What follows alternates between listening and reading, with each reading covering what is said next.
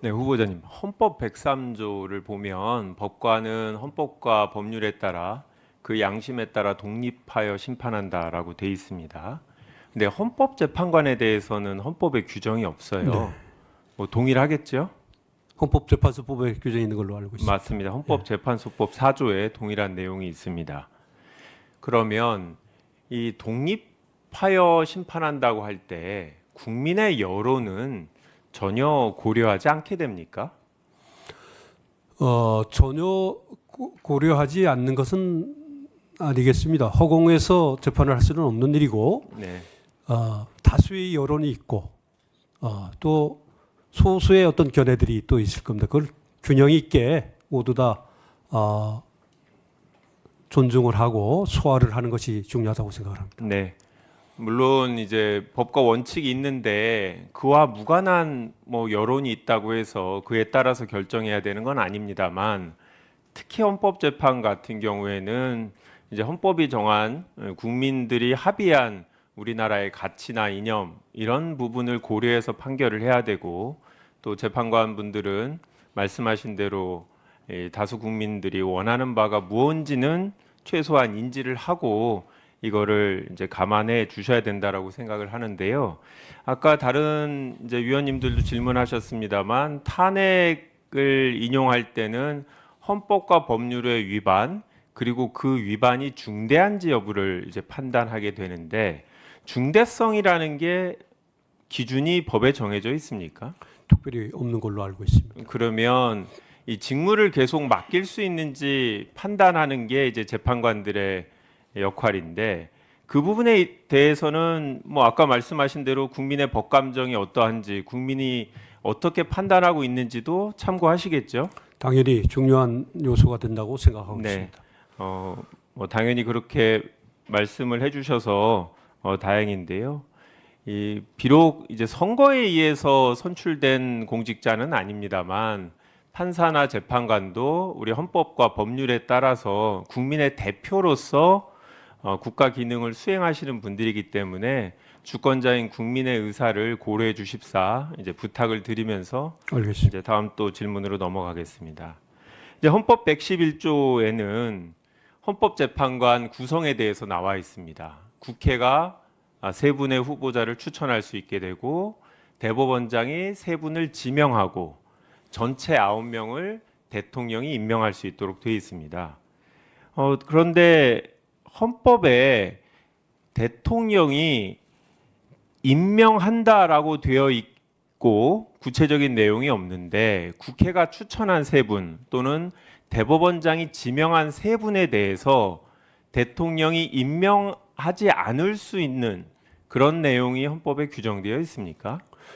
헌법에는 그런 내용은 없는 걸로 알고 있고 아까도 말씀드렸습니다마는 국회에서 적법한 절차를 거쳐 선출되거나 또 대법원장께서 절차를 거쳐서 지명을 했다면 대통령께서 그 선출되고 지명된 인물을 헌법재판관으로 임명하는 것이 적절하다고 생각을 하고 있습니다.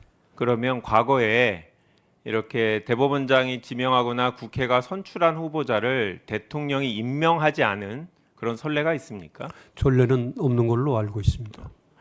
헌법상 대통령 권한 대행의 업무 범위 아니면 권한 범위에 대해서 정해진 바가 있습니까? 특별히 없는 것으로 알고 있습니다. 뭐 그러면 해석상 현상 유지 수준으로 해야 되는지 아니면 아무런 제한이 없이 할 수 있는지라는 뭐 논의가 있습니다만 헌법재판관 임명을 할 수 없다 이런 뭐 문헌이나 아니면 선례가 있습니까?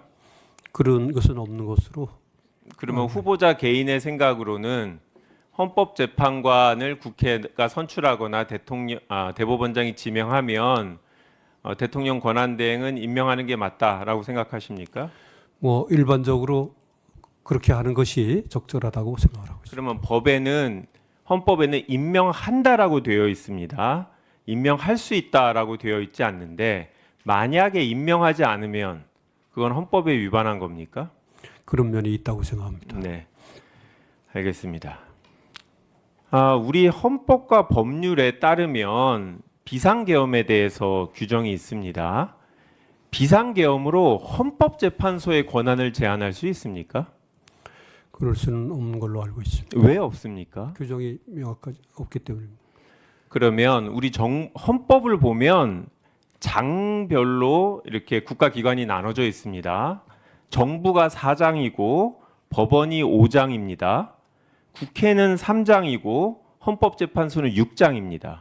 말씀하신 걸 보면 헌법재판소 6장에 있는 헌법재판소는 비상계엄으로 권한을 제한할 수 있는 기관에 들어있지 않습니다.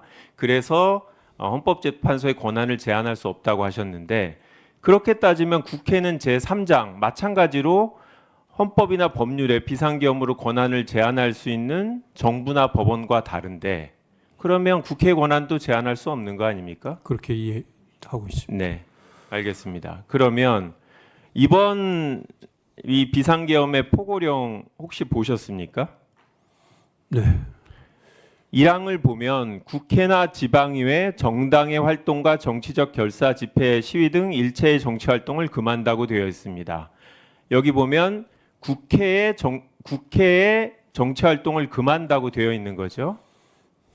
그렇게 네. 기재되어 있는 뭐 걸로 이 알고 있습니다. 옳고 그름을 떠나서 이 문구는 국회의 권한을 제한하는 걸로 해석할 수 있습니까?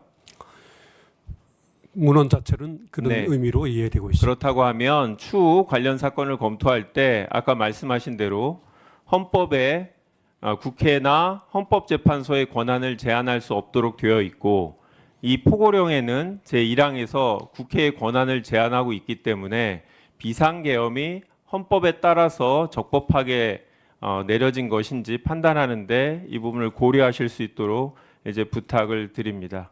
네, 저는 시간 내에 좀 마치겠습니다. 이상입니다.